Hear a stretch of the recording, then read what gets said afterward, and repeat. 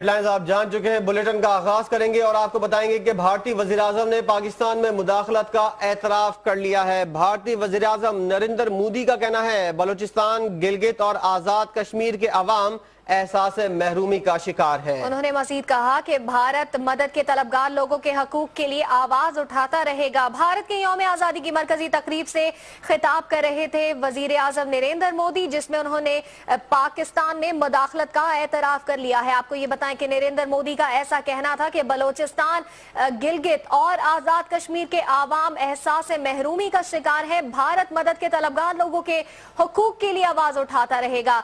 आपको ये बताएं कि यौम आजादी की मरकजी तकरीब से खिताब करते हुए नरेंद्र मोदी ने क्या कहा, आपको इस रिपोर्ट में दिखाते हैं। नरेंद्र मोदी का भारत के यौम आजादी की तकरीब से खिताब। मजलूम कश्मीरियों पर भारतीय फौज की दरिंदगी पर निदामत के बजाय पाकिस्तान के खिलाफ जहर उगलना शुरू कर दिया। साथ ही बलूचिस्तान, गिलगित बल्तिस्तान और आजाद कश्मीर में मुदाखलत का खुलेआम एतराफ कर लिया। मैं आज लाल किले की प्राचीर से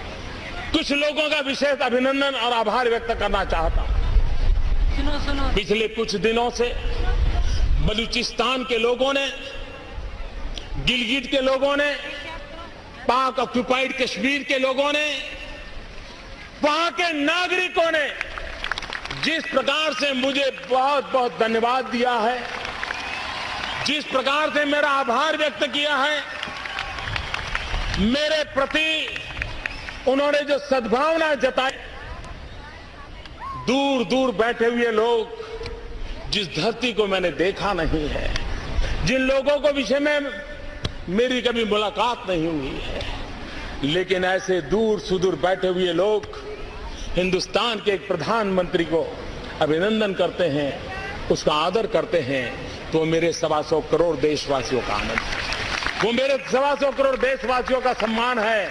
और इसलिए ये सम्मान का भाव, धन्यवाद का भाव करने वाले बलूचिस्तान के लोगों का, गिलगित के लोगों का, पाक के कब्जे वाले कश्मीर के लोगों का मैं आज तहे दिल से आभार व्यक्त करना चाहता हूं। भारतीय वज़ीर-ए-आज़म लाल किले में सीना फुलाकर झूठ बोलते रहे कि बलूचिस्तान, गिलगित बल्तिस्तान और आजाद कश्मीर के अवाम उनके शुक्रगुजार हैं। मजलूम कश्मीरियों के खून से रंगे अपने हाथों की जानिब देखने के बजाय उल्टा पाकिस्तान पर मकबूजा कश्मीर में तशद्दुद को हवा देने का इल्जाम लगा दिया। भारतीय वज़ीर-ए-आज़म ने ये दावा उस वक्त किया है जब 38 रोज के दौरान भारतीय फौजी 80 से ज्यादा कश्मीरी शहीद कर चुके हैं। लेकिन उसके इनेकाद के बाद अमलन हमें कोई ऐसी चीज नजर नहीं आई। आवाम जानना चाहती है कि हुकूमत बताए कि उसकी बात किए गए तमाम फैसलों पर क्या किया गया, तमाम वसाइल बरोएकार लाए गए या नहीं लाए गए।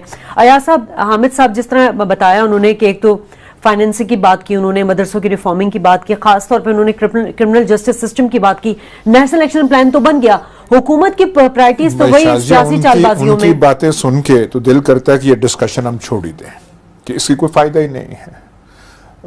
कानून बन गया, कागज पे आपने सब कुछ कर दिया, 2-3 साल से आप ये कर रहे हैं, अमलन जो है कुछ नहीं है। इस जंग में फौजी मर रहे हैं, इस जंग में निहत्ता अवाम जो है वो मर रही है। बाकी क्या हुकूमतों का आपको कुछ पता चलता है कि उन्होंने, उनकी प्रायोरिटी ये है? मैं आपसे पूछता हूं, ऑरेंज लाइन प्रोजेक्ट जो है वो ज्यादा बड़ी तरजीह है या दहशतगर्दी की जंग? ऑनेस्ट आंसर आप मुझे दें। उसमें तो आप कोई देर जो है बर्दाश्त नहीं करते, उसमें तो हाई कोर्ट बीच में आ जाए, कोर्ट ऑर्डर्स आ जाए, आप उनको नहीं कुछ परवाह करते। आप रास्ता निकाल लेते हैं कि ऑर्डर आया भी हुआ, लेकिन जो आपने करना है वो आप रास्ता अपना निकाल लें। यहां पे आके कोई ब्लास्ट होता है तो एक हमें स्टेटमेंट डॉक्टर साहब सुनने को मिलता है कि हम दहशतगर्दी को जड़ों से उखाड़ फेंकेंगे। 2014 में भी यही था, अब आज जो 2016 में वही स्टेटमेंट, हम जड़ से हम इनको इजाजत नहीं देंगे। हम इनकी ये क्वेटा की अवाम की कुर्बानियां रायगा नहीं जाएंगी। मतलब ये बेमानी किस्म के बयानात नहीं है। जिनका कोई सिर पैर नहीं है। आज हमने अखबार में भी पढ़ा था, मौलाना शेरानी ने भी बात की थी और हम महमूद अचकज़ई ने भी बात की थी कि रॉ का हम नाम ले रहे हैं। महमूद अचकज़ई की तो आप बात ना करें, एक चीज डॉक्टर अयास, क्योंकि अयास साहब कल आपने एक बात की थी कि बलूचिस्तान में सिविलियन हुकूमत आड़े नहीं आ रही है, वहां पर अमन अमान मुकम्मल तौर पर फौज के हाथ में या FC के हाथ में। अब अगर सपोज रॉ के भी है तो रॉ अगर इंतहा पसंद तंजीमों को इस्तेमाल कर रहा है, उस नेटवर्क तक जाना किसका काम है? सर देखिए ना, हमें वो करना चाहिए। एक वैसे मैं कहूंगा कि ये हमारा रेस्पॉन्सिबल एटीट्यूड नहीं है। भले सारी कार्रवाइयां रॉ कर रहा हो, पर अभी तक आप मौके पे नहीं गए, आपने इन्वेस्टिगेशन नहीं की और अपने से जान छुड़ाने के लिए आपने रॉ का जो है वो नारा लगा दिया।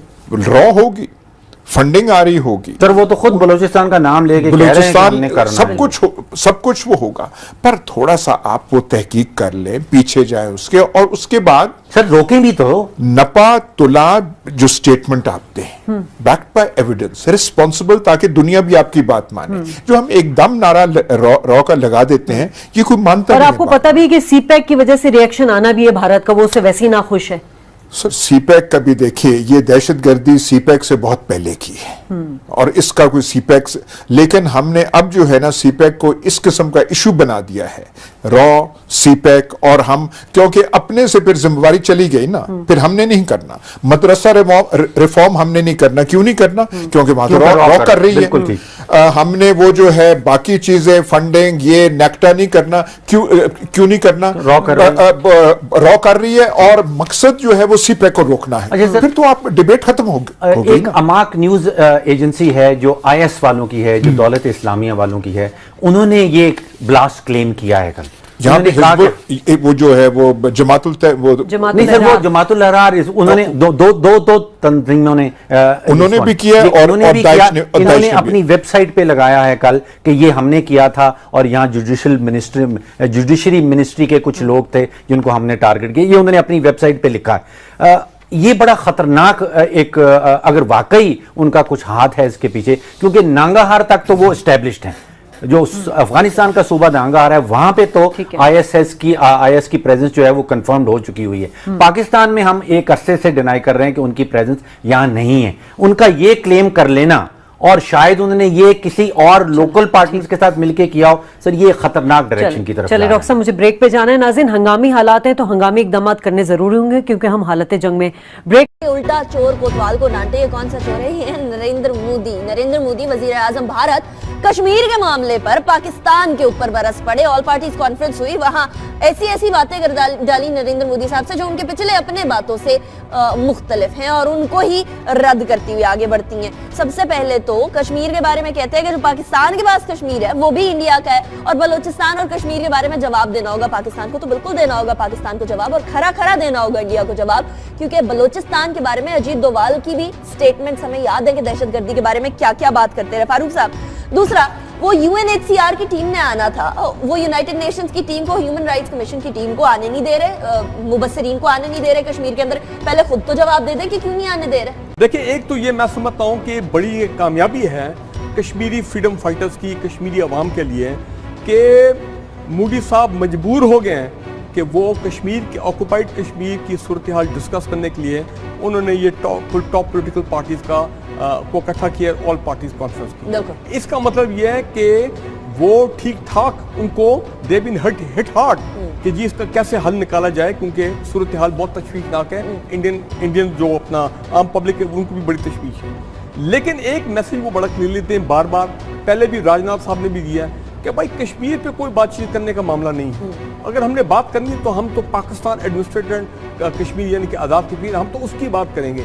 इन्होंने भी कल कह दिया मोदी साहब ने कि जनाब ये तो कोई कंसिलिएशन नहीं हो सकती कश्मीर के ऊपर। हाँ, अगर हम समझते हैं कि आज़ाद कश्मीर जो है वो एक्चुअली है part of Indian Jammu and अपना ओवरऑल जम्मू एंड कश्मीर, और हम तो आज़ाद कश्मीर की लीडरशिप और हुर्रियत लीडर जो हैं, हम इनके साथ तमाम स्टेक होल्डर से बैठ के हम कश्मीर के बारे में बात कर सकते हैं। कितने लोगों को मारने के बाद आज आपको बात करना याद आई है? पैलेट गनों से आप उनको चलनी कर रहे हैं, उसके बाद आपको बात करना याद आई? ये नजर आ रहा है कि ये परेशान है, ये स्टेट ऑफ पैनिक में है, इनको समझ नहीं आ रही कि अब क्या किया जाए।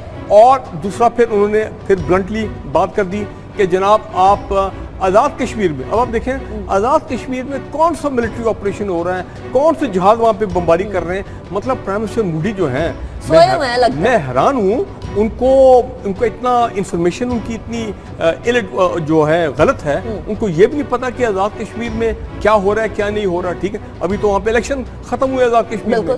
अच्छा, जहाँ बलूचिस्तान में उन्होंने कहा बिल्कुल ठीक है, बलूचिस्तान में अगर आप इंटरफियर करेंगे, अगर आप वहाँ इंसर्जेंसी को सपोर्ट करेंगे, अगर आप वहाँ पे पाकिस्तान के खिलाफ लोगों को मतलब उनको वेपन भी सप्लाई करेंगे, ठीक है, तो जाहिर बात है पाकिस्तान, गवर्नमेंट ऑफ पाकिस्तान और हमारी जो सिक्योरिटी इदारे हैं वो तो ऐसे तो नहीं बैठ सकते हैं, वो तो जाहिर बात है पूरी ताकत के साथ जो है फिर वो जो इंसर्जेंट्स हैं उनको क्रश किया जाएगा। बलोचिस्तान के बारे में जवाब मांगा है, जरा देना हमारी हुकूमत उनको जवाब, बोले ना अजीत डोभाल का वो निकाल के दिखाए, वो जो स्टेटमेंट दिया बलोचिस्तान के अंदर हम क्या कर रहे हैं क्या नहीं कर रहे हैं। देखिए, ये जो मोदी साहब का एंगर है, जो मोदी साहब की मायूसी है, ये हुकूमत पाकिस्तान के जवाब की वजह से है। एक तरफ वो कश्मीर की सूरत हाल की वजह से परेशान है, दूसरी तरफ हुकूमत पाकिस्तान ने ये बान की मून को खत लिखा है, दूसरे इसकी वजह से भी उनके जो है दबाव उनके ऊपर बढ़ रहा है। अब इस मामले को उठाया जा रहा है। शेख रशीद साहब हमारे साथ मौजूद हैं, सीनियर पॉलिटिशियन है पाकिस्तान के। शेख रशीद साहब बहुत शुक्रिया। शेख साहब, ये नरेंद्र मोदी साहब कहाँ सटपटा गए हैं, क्या सो रहे हैं, उनको पता नहीं है कि हमारे यहाँ आजाद कश्मीर के अंदर इलेक्शंस हुए हैं, इतनी अच्छी एक्टिविटी चल रही है, बलोचिस्तान के अंदर मामला ठीक हो गए, अपना मलबा हम पे क्यों डालने की कोशिश कर रहे हैं ये? देखिए, उनका एजेंडा ये है, मोदी को समझने की कोशिश करनी चाहिए। हिंदुस्तान की तारीख में पहला एक सरबराह आया जो प्रो अमेरिका की जेब की कड़ी और हाथ की छड़ी है, और इस खत्ते में अमेरिका जो रिट्रीट कर रहा है और अमेरिका की जो सूरत हाल और जो उसका असर जो है कम दिखाई दे रहा है, और बढ़ते हुए चीन का असर जो असर है वो उसके लिए नए हालात पैदा कर रहा है। ऐसे में हिंदुस्तान जो है उसके लिए काफी मसाइल हैं, और वो नहीं इस बात की इजाजत देना चाहता कि पाकिस्तान फले फूले तरक्की करे, और पाकिस्तान को अंदर से वो डिफीट देना चाहता है। उसने अनडिक्लेयर वॉर की हुई है, और इस अनडिक्लेयर वॉर का मुकाबला भी मुल्की इत्तेहाद के जरिए किया जा सकता है, और मोदी को मुंह की खानी पड़ेगी, उसकी ख्वाहिशें और उसके ख्वाब जो है शर्मिंदा ताबीर होंगे। और पाकिस्तान शेख साहब, मैं ये जानना चाह रहा हूँ, एक तरफ मोदी का बयान है और दूसरी तरफ अक़वाम मुत्तहिदा की करारदाद है कश्मीर के हवाले से। अब जो नया फेज आज़ादी तहरीक आज़ादी कश्मीर का शुरू हुआ है, आप इसका मुस्तकबल क्या देखते हैं जी? 90 के बाद दोबारा कश्मीर में जद्दोजहद आज़ादी की एक नई शम्मा बड़ी तेजी से शोला ज्वाला बनी है, और इसका ये बिल आखिर एक ऐसा मसला है जिसको हमने हल करना है, और कश्मीरियों ने ये फैसला कर लिया है कि मौत और जिंदगी उनकी कश्मीर की आज़ादी के लिए है। और इसके नताइज जो हैं किसी दो पावर, जब मैं कहता हूं कि अब दोनों एटॉमिक पावर हैं और दोनों पड़ोसी ममालिक हैं, उसमें किसी बड़े हादसे का मूजिब भी बन सकती है। शेख साहब काइंडली ये फरमाएं, देखें पूरी कौम इस बात के एतराफ़ करती है, एक्नॉलेज करती है कि आपने कश्मीर, ऑक्युपाइड कश्मीर की जो तहरीक आज़ादी हमेशा उसको सपोर्ट की और आपने खुल के बात की है। ये अब देखें ना, मोदी साहब ने जब कल जो स्टेटमेंट दे दी है बलूचिस्तान के हवाले से और डायरेक्टली पाकिस्तान पे बातचीत पे एलिगेशन लगाने, हमारे जो मोहतरम प्राइम मिनिस्टर साहब हैं वो इस तरह खुल के क्यों नहीं बात करते जब इंडिया और रॉ की बात होती है? ये काइंडली हमें फरमाएं। देखिए, नवाज शरीफ साहब जो है उनका ये प्रॉब्लम रहा है, वो उनका दौर जो है बेसिकली ये दौर जो है अंडर इन्फ्लुएंस रहा है, और उन्होंने सिर्फ आज़ाद कश्मीर में जाके एक हल्की फुल्की तकलीफ की है। अमली तौर पर वो अपने आप को इतने गैर महफूज समझते हैं कि वो मोदी से बात करने के लिए भी श्रीलंका और लंदन का इंतखाब करते हैं। और जब मोदी साहब यहाँ तशरीफ लाते हैं 25 दिसंबर को, तो पाकिस्तान की एजेंसियों को भी उससे बेखबर रखा जाता है। ये नहीं हो सकता कि मोदी आ रहा और उसकी एक मामला और उसकी आमद का सिलसिला। नवाज शरीफ की एक बात कौम को ज़हन नशीन रखना चाहिए कि वो कौमों और मुल्कों के तल्लकात पर बिलीव नहीं करता, वो ज़ातियात के तल्लकात पर बिलीव करता है। चाहे वो टर्की से हो, चाहे वो मोदी से हो, चाहे वो किसी और से हो, वो अपने कॉन्ट्रैक्ट को अर्दगान बनने की कोशिश करता है। जो कि इन ख्याल तो महालत तो जिनू। तो शेख साहब, पाकिस्तान की कश्मीर पॉलिसी को रिविजिट करने की जरूरत है कि सारे स्टेक होल्डर्स को बैठाकर एक कौमी लहे अमल तश्कील दिया जाए। बेशक इसमें कोई शक नहीं।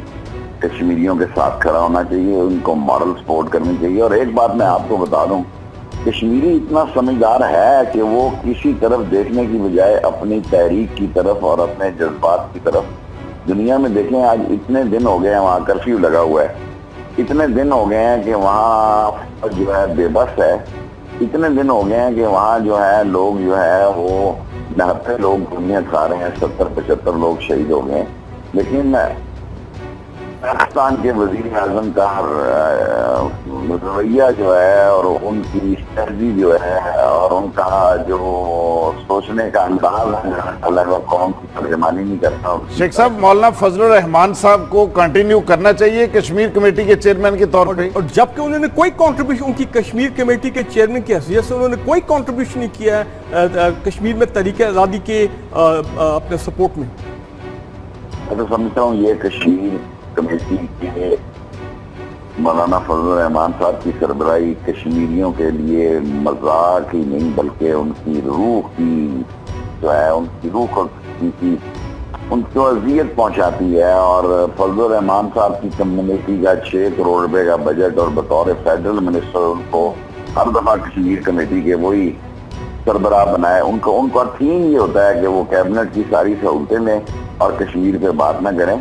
जो आदमी रॉ के खिलाफ बात नहीं करता, और इस दफा उन्होंने जो अपना तरीकाकार अपनाया है वो तो बहुत ही मायूस कौन है और कश्मीरियों को उनसे बड़ी मायूसी। Thank you. बिल्कुल शेख रशीद साहब, बहुत शुक्रिया।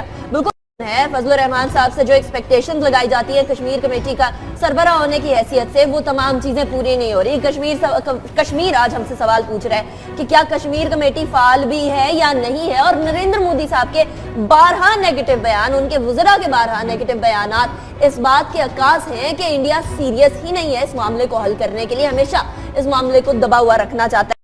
इसकी वजह से भी उनके जो है दबाव उनके ऊपर बढ़ रहा है। इसी दबाव के बारे में बात करते हैं। जरा शेख रशीद साहब हमारे साथ मौजूद हैं, सीनियर पॉलिटिशियन है पाकिस्तान के। शेख रशीद साहब, बहुत शुक्रिया।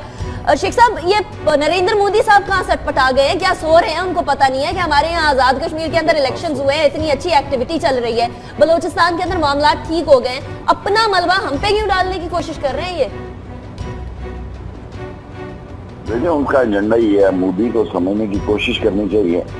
हिंदुस्तान की तारीख में पहला एक सरबराह आया जो प्रो अमेरिका की जेब की घड़ी और हाथ की छड़ी है, और इस खत्ते में अमेरिका जो रिट्रीट कर रहा है और अमेरिका की जो सूरत हाल और जो उसका असर जो है कम दिखाई दे रहा है, और बढ़ते हुए चीन का असर जो असर है वो उसके लिए नए हालात पैदा कर रहा है। ऐसे में हिंदुस्तान जो है उसके लिए काफी मसाइल हैं, और वो नहीं इस बात की इजाजत देना चाहता कि पाकिस्तान फले फूले तरक्की करे, और पाकिस्तान को अंदर से वो डिफीट देना चाहता है। उसने अनडिक्लेयर वॉर की हुई है, और इस अनडिक्लेयर वॉर का मुकाबला भी मुल्की इत्तेहाद के जरिए किया जा सकता है, और मोदी को मुंह की खानी पड़ेगी। उसकी ख्वाहिशें और उसके ख्वाब जो है शर्मिंदा ताबीर होंगे। और पाकिस्तान शेख साहब, मैं ये जानना चाह रहा हूँ, एक तरफ मोदी का बयान है और दूसरी तरफ अक़वाम मुत्तहिदा की करारदाद है कश्मीर के हवाले से। अब जो नया फेज आज़ादी तहरीक आज़ादी कश्मीर का शुरू हुआ है, आप इसका मुस्तकबल क्या देखते हैं जी? 90 के बाद दोबारा कश्मीर में जद्दोजहद आज़ादी की एक नई शम्मा बड़ी तेजी से शोला ज्वाला बनी है, और इसका ये बिल आखिर एक ऐसा मसला है जिसको हमने हल करना है। और कश्मीरियों ने ये फैसला कर लिया कि मौत और जिंदगी उनकी कश्मीर की आज़ादी के लिए है, और इसके नताइज जो हैं किसी दो पावर, जब मैं कहता हूं कि अब दोनों एटॉमिक पावर हैं और दोनों पड़ोसी ममालिक हैं, उसमें किसी बड़े हादसे का मूजिब भी बन सकती है। शेख साहब काइंडली ये फरमाएं, देखें पूरी कौम इस बात का एतराफ़ करती है, एक्नॉलेज करती है कि आपने ऑक्युपाइड कश्मीर की जो तहरीक आज़ादी हमेशा उसको सपोर्ट किया और आपने खुल के बात की है। ये अब देखें ना, मूडी साहब ने जब कल जो स्टेटमेंट दे दी है बलूचिस्तान के हवाले से और डायरेक्टली पाकिस्तान पे बातचीत पे एलिगेशन लगाने, हमारे जो मोहतरम प्राइम मिनिस्टर साहब हैं वो इस तरह खुल के क्यों नहीं बात करते जब इंडिया और रॉ की बात। हेडलाइंस आप जान चुके हैं, बुलेटिन का आगाज करेंगे और आपको बताएंगे कि भारतीय वज़ीर-ए-आज़म ने पाकिस्तान में मुदाखलत का एतराफ कर लिया है। भारतीय वज़ीर-ए-आज़म नरेंद्र मोदी का कहना है बलूचिस्तान, गिलगित और आजाद कश्मीर के अवाम एहसास महरूमी का शिकार है। उन्होंने मजीद कहा कि भारत मदद के तलबगार लोगों के हकूक के लिए आवाज उठाता रहेगा। भारत के यौम आजादी की मरकजी तकरीब से खिताब कर रहे थे वजीर आजम नरेंद्र मोदी, जिसमें उन्होंने पाकिस्तान में मुदाखलत का एतराफ कर लिया है। आपको ये बताएं कि नरेंद्र मोदी का ऐसा कहना था कि बलोचिस्तान, गिलगित और आजाद कश्मीर के आवाम एहसास महरूमी का शिकार है। भारत मदद के तलबगार लोगों के हकूक के लिए आवाज उठाता रहेगा। आपको ये बताएं कि यौम आजादी की मरकजी तकरीब से खिताब करते हुए नरेंद्र मोदी ने क्या कहा, आपको इस रिपोर्ट में दिखाते हैं। नरेंद्र मोदी का भारत के यौम आजादी की तकरीब से खिताब। मजलूम कश्मीरियों पर भारतीय फौज की दरिंदगी पर निदामत के बजाय पाकिस्तान के खिलाफ जहर उगलना शुरू कर दिया। साथ ही बलूचिस्तान, गिलगित बल्तिस्तान और आजाद कश्मीर में मुदाखलत का खुलेआम एतराफ कर लिया। मैं आज लाल किले की प्राचीर से कुछ लोगों का विशेष अभिनंदन और आभार व्यक्त करना चाहता हूं। पिछले कुछ दिनों से बलूचिस्तान के लोगों ने, गिलगित के लोगों ने, पाक ऑक्युपाइड कश्मीर के लोगों ने, वहां के नागरिकों ने जिस प्रकार से मुझे बहुत बहुत धन्यवाद दिया है, जिस प्रकार से मेरा आभार व्यक्त किया है, मेरे प्रति उन्होंने जो सद्भावना जताई, दूर दूर बैठे हुए लोग, जिस धरती को मैंने देखा नहीं है, जिन लोगों को विषय में मेरी कभी मुलाकात नहीं हुई है, लेकिन ऐसे दूर सुदूर बैठे हुए लोग हिंदुस्तान के एक प्रधानमंत्री को अभिनंदन करते हैं, उसका आदर करते हैं, तो मेरे 125 करोड़ देशवासियों का आनंद है, वो मेरे 125 करोड़ देशवासियों का सम्मान है। और इसलिए ये सम्मान का भाव, धन्यवाद का भाव करने वाले बलूचिस्तान के लोगों का, गिलगित के लोगों का, पाक के कब्जे वाले कश्मीर के लोगों का मैं आज तहे दिल से आभार व्यक्त करना चाहता हूं। भारतीय वज़ीर-ए-आज़म लाल किले में सीना फुलाकर झूठ बोलते रहे कि बलूचिस्तान, गिलगित बल्तिस्तान और आजाद कश्मीर के अवाम उनके शुक्रगुजार हैं।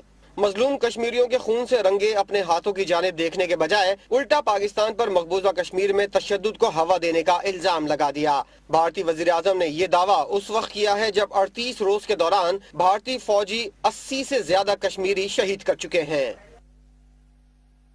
लेकिन उसके इनेकाद के बाद अमलन हमें कोई ऐसी चीज नजर नहीं आई।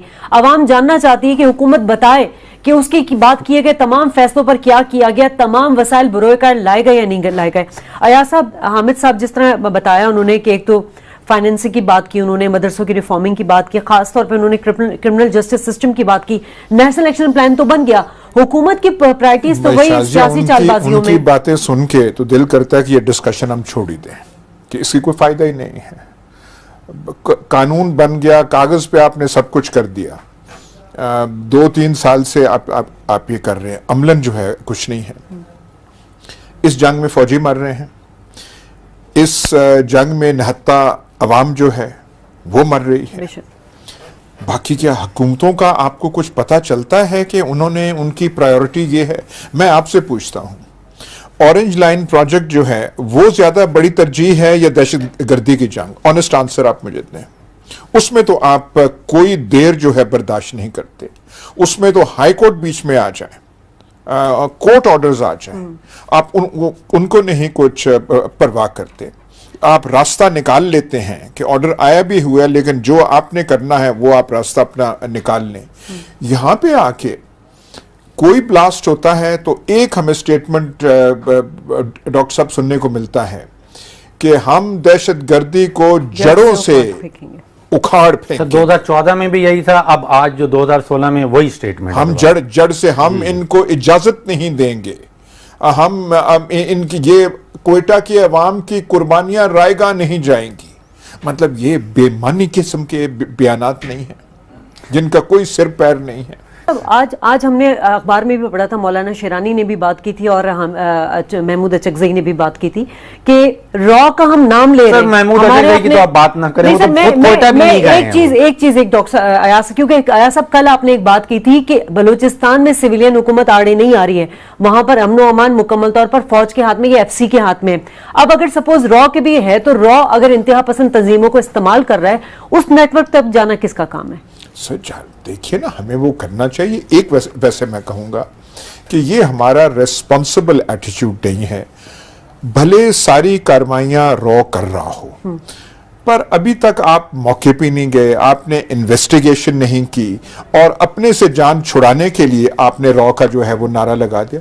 रॉ होगी, फंडिंग आ रही होगी, सर वो तो खुद बलूचिस्तान का नाम लेके बलूचिस्तान सब कुछ वो होगा, पर थोड़ा सा आप वो तहकीक कर लें, पीछे जाए उसके, और उसके बाद सर रोकें भी तो। नपा तुला जो स्टेटमेंट आप दें बैक्ड बाय एविडेंस, रिस्पॉन्सिबल, ताकि दुनिया भी आपकी बात माने। जो हम एकदम नारा रॉ का लगा देते हैं, ये कोई मानता नहीं। और आपको पता भी है कि सीपैक की वजह से रिएक्शन आना भी है भारत का, वो उससे वैसे ही ना खुश है।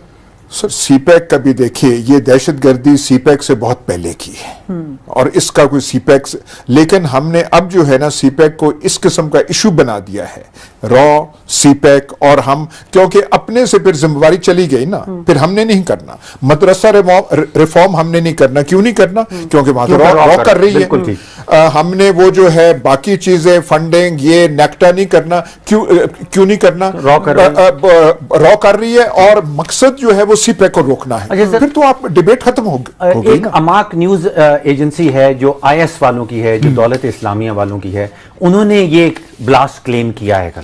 यहाँ पे वो जो है वो जमातुल अहरार, उन्होंने दो तंजीमों ने उन्होंने भी किया और इन्होंने अपनी वेबसाइट पे लगाया है कल कि ये हमने किया था और यहाँ जुडिशरी मिनिस्ट्री के कुछ लोग थे जिनको हमने टारगेट किया, ये उन्होंने अपनी वेबसाइट पे लिखा है।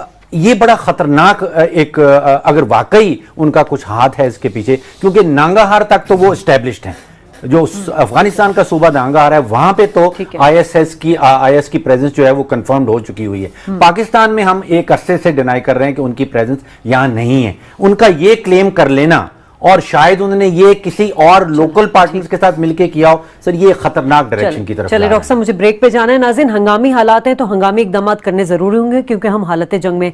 ब्रेक। उल्टा चोर कोतवाल को डांटे, ये कौन सा चोर है? ये नरेंद्र मोदी वजीर आजम भारत कश्मीर के मामले पर पाकिस्तान के ऊपर बरस पड़े। ऑल पार्टीज कॉन्फ्रेंस हुई, वहां ऐसी बातें कर डाली नरेंद्र मोदी साहब से जो उनके पिछले अपने बातों से मुख्तलिफ हैं और उनको ही रद्द करती हुई आगे बढ़ती हैं। सबसे पहले तो कश्मीर के बारे में कहते हैं कि जो पाकिस्तान के पास कश्मीर है वो भी इंडिया का है, और बलूचिस्तान और कश्मीर के बारे में जवाब देना होगा पाकिस्तान को, तो बिल्कुल देना होगा पाकिस्तान को जवाब, और खरा देना होगा इंडिया को जवाब, क्योंकि बलूचिस्तान के बारे में अजीत डोवाल की भी स्टेटमेंट्स हमें याद है कि दहशतगर्दी के बारे में क्या क्या बात करते रहे फारूक साहब।